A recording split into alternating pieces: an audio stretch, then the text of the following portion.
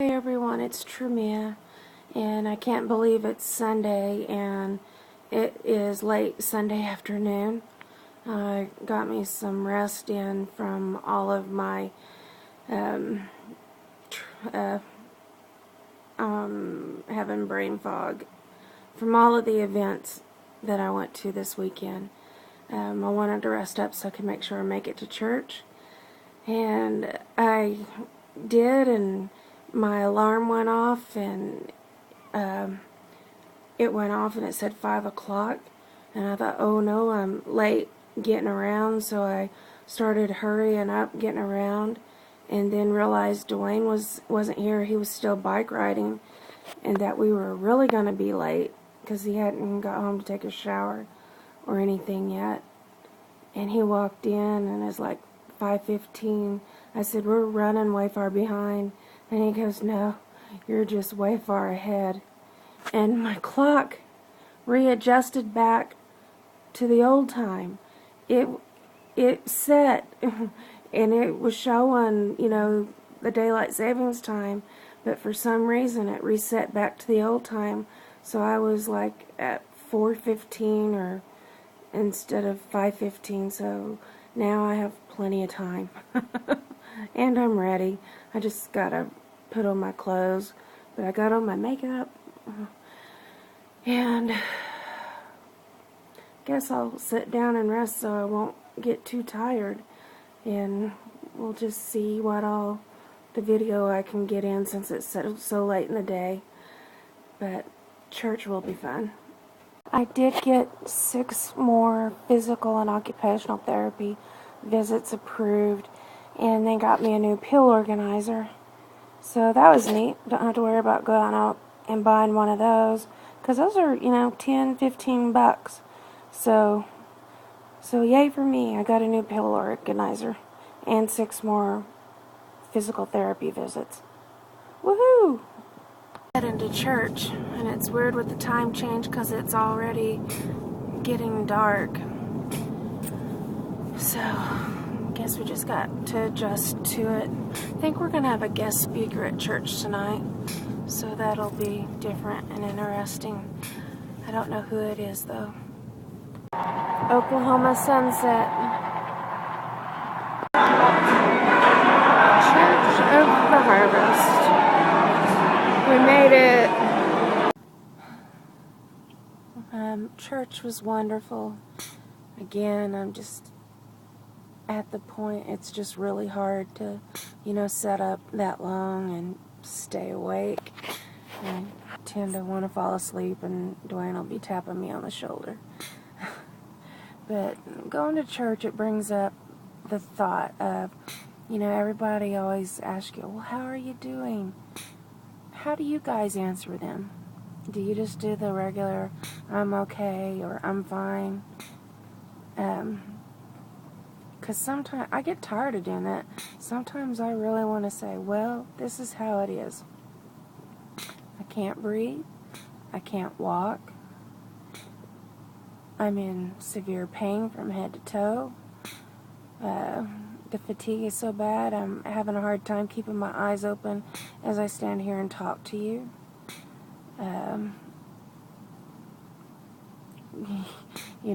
My eyesight is totally messed up. I see double, I see quadruple. My depth perception's off. I don't know which one of you is really you and which one I should be talking to, because there's 2 or 3 of you standing there. And it's not complaining, it's the truth. But, how do you guys handle it? I mean, because if we don't tell people, then they really are not being educated as to what lupus is. It's just like, oh, she may be sitting in a wheelchair and she may be on oxygen, but she's okay. And then if we, sit and say, okay, this is how it is, I want to explain it to you, I think a lot of people really don't want to hear it. I think they would rather be in their fantasy land that everything's okay when it's not. because I'm guilty. I always say I'm okay. But last night at the Lupus jazz in the zoo, it's like a lupus patient walking up asking you, like, how are you doing? And it's like, you really know how I'm doing. I can say okay, but, it's not good. I don't feel good. You can see how swollen my cheeks are, and, it's getting worse. I see some of my videos, and, it surprises me of, different angles. You can see, how bad it is. I despise the side effects of prednisone, but I wouldn't be able to do anything if I wasn't taking the prednisone. But, last night with everybody, we all knew. And what was not funny, but, when Dwayne and I left, we were talking, I said, out of all of us in there, we all had lupus, but none of us were alike. None of us had the same symptoms. None of it. I was the only one in a wheelchair. I was the only one on oxygen. One of my friends, she has seizures. I didn't know that. She has seizures. Another one is like in a really good state, going on remission. But I guess hers is more blood related. Her blood counts were, out of this world. And I have the antiphospholipid syndrome and the anemia, but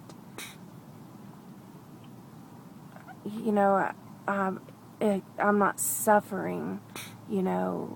It's being treated well enough right now. And even my viewers, everybody's different. I finally got one response from a lady that she has steroid myopathy. And that's exactly what I have. That's why, I have the muscle loss and I'm in the wheelchair. But she's the first one that I've come across that also has steroid myopathy.